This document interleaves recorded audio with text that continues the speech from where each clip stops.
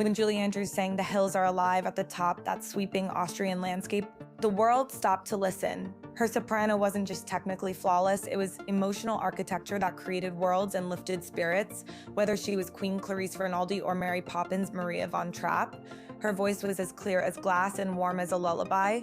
Julie was more than simply a character, she was the embodiment of kindness and idealism.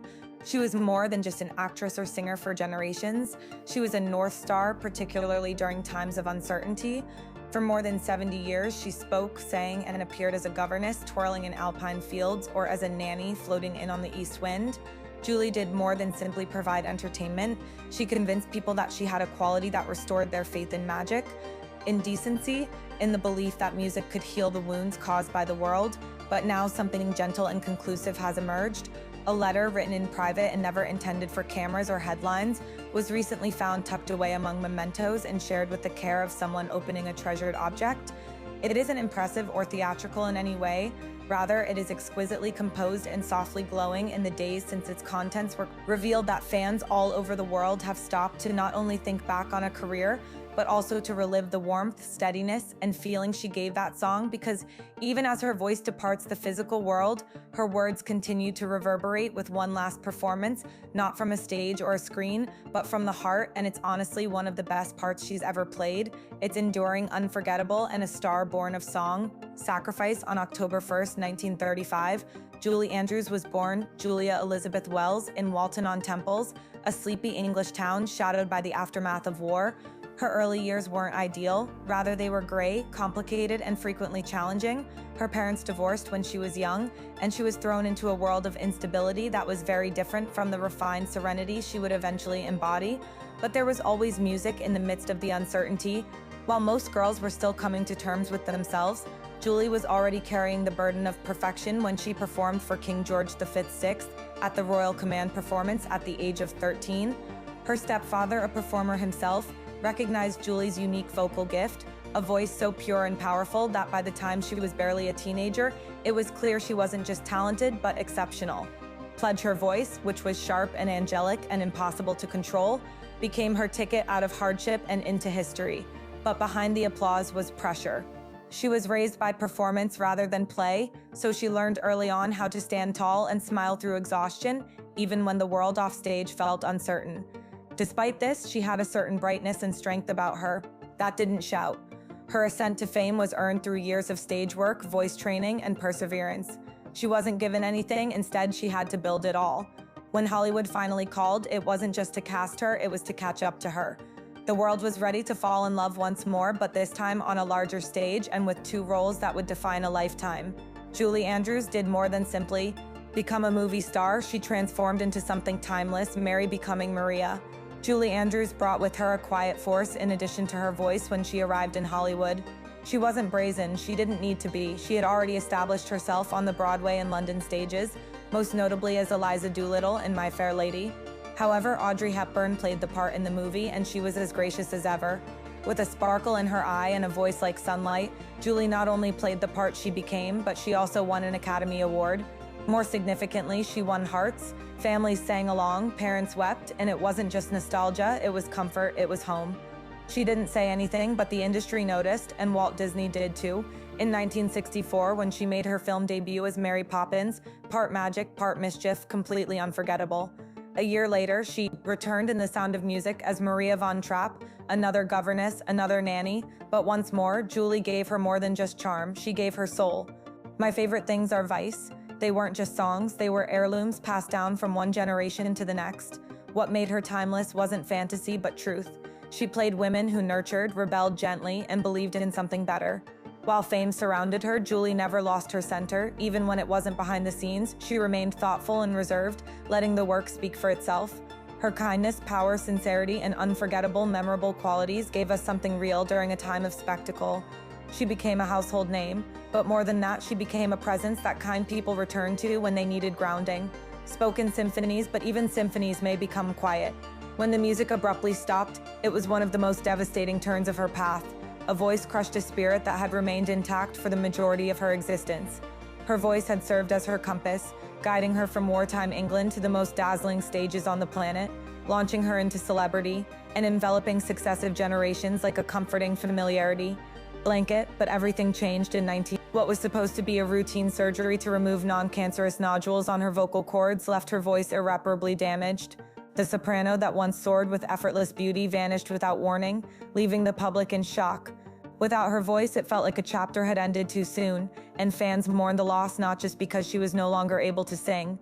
Julie didn't break down or turn to resentment. Instead, she did what she always did and adapted gracefully with the same quiet strength that got her through a challenging childhood and demanding career. For future roles, however, that voice had carried lullabies, memories, and emotions people didn't know they needed to feel until she sang them. She found another way to speak. She gave families a new way to connect with her by writing memoirs, children's books, reflections, and many co-authored works with her daughter Emma Walton Hamilton. Her words, like her voice before them, were gentle, wise, and touched with whimsy. She also contributed her presence behind the scenes by narrating, mentoring, and giving characters in Shrek and Despicable Me heart, even without her full range of the voice. Julie once remarked, "I don't want to be remembered as the voice that was lost, but as the spirit that remained." She nevertheless managed to make herself known, albeit not with loudness, but with meaning. Additionally, she remained unmistakably polite, dignified, and unshaken in every narrative she told and every room she visited. She had lost the instrument that made her famous, but she still had the same soul that made her cherished. And just when everyone believed they had witnessed the entire extent of her grace, she started to unveil a deeper legacy, one that was not publicly acknowledged, but rather existed as a silent force for good. Even during the height of her fame, Julie Andrews never sought attention. She always exuded an inner grace that elevated everything around her when the curtain came down and the camera stopped rolling. Quietly transitioned into a new role as a humanitarian, author, mother, and mentor. She spent decades advocating for causes that were important to her, not for publicity but for hope, and became a fierce supporter of children's literacy, helping to found the Julie Andrews Collection to publish stories that inspired compassion and imagination. She felt that books, like songs, had the power to heal, the ability to influence the lives of innumerable young readers. Her voice endured not in show songs but in pages full of love and awe. She advocated for arts education, donated her time to humanitarian causes, and supported other artists throughout their worst moments. In interviews and memoirs, she found humor in adversity, grace in sadness, and quiet action without ostentation or self-congratulation. Openly discussing her difficulties, her loss of voice in childhood, her family was her center, and her late husband, director Blake Edwards, was her closest friend and creative partner. Together, they navigated Hollywood with mutual respect and a shared sense of purpose. She raised children and faced her doubts with an honesty that made people lean in closer, not because she seemed untouchable, but because she seemed real. Grandchildren with the same tenderness and unwavering devotion she brought to her roles. Julie Andrews evolved over time into more than just a performer. She became a silent reminder that true grace endures without shouting or demanding attention. Now, in the silence she left behind, something handwritten, personal, and concluding has emerged. A letter that feels less like farewell and more like a final embrace. The letter was located silently and carefully among a number of well-worn diaries and mementos, nestled inside a linen envelope with edges that had softened with time. The handwriting was undeniably fine and thoughtful. Julie sent a farewell letter, not to the world, but to those who had supported her via memory, song, and every role that stitched her into the hearts of generations. The letter is brief, doesn't attempt to impress, and just speaks softly, as if she's done everything with sincerity and grace. If you're reading this, the music may have stopped, but I hope it hasn't. Her tone is one of warmth and reflection, with a quiet gratitude that seems to wrap around each sentence like a well-known melody. She writes of her fans not as strangers, but as fellow travelers, to those who grew up with me and grew old with me, who played my songs when the world felt heavy. I never once sang alone, but there are moments of humor too light. She describes her family with subtle affection, calling her children the truest part of my legacy. She remembers Blake, her late husband, as the laughter I still hear when the room goes still. She jokes that if someone insists on creating a statue, at least let the pigeons land politely. Better yet, plant a garden instead. But underneath the humor is something deeper, a letting go that feels more like a passing of the torch than a farewell. If you find silence where my songs used to be, she writes, fill it with your own singing for someone who needs to be reminded that they're Phila. You've given me more than I ever imagined, and if I've given you even a small amount in return, then my voice was never really lost. That's what I always wanted to do, not alone. Then as sweetly as she entered our lives, she ends the letter, maintain a legacy of light and beauty forever. Not only did Julie Andrews leave behind roles, but she also left behind reminders that grace can endure beyond celebrity and that kindness may have great power. Her legacy was never tied to trends, rather it was tied to truth. She gave the world characters to believe in, but more than that, she gave the world a reason to believe in goodness once more.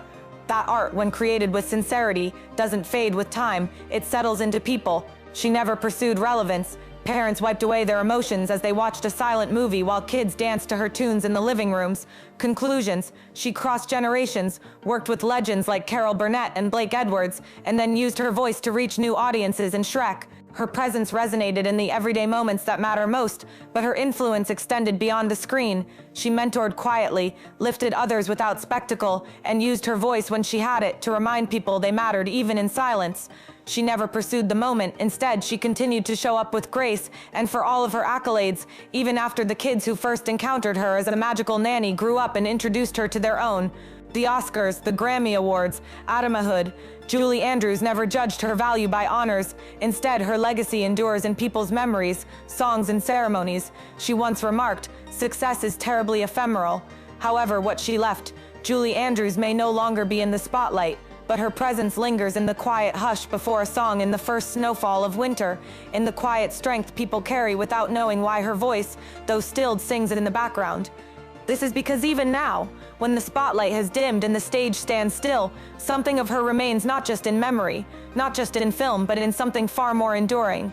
Through lullabies, laughter, and lessons in kindness and grace, she helped individuals write their own stories. Her legacy is not a farewell, but an echo, and those who grew up with her leaned on her and loved her from a distance. A long note that goes beyond applause and concludes: tell us in the comments what memory of Julie Andrews remains with you, if her songs or stories have ever had an impact on your life. You should rewatch your favorite movie, share this tribute with someone who grew up admiring her, and remember to use the like button if her legacy continues to resonate with you, influenced our lives. Everybody the lives who dismans and why Christi Punual.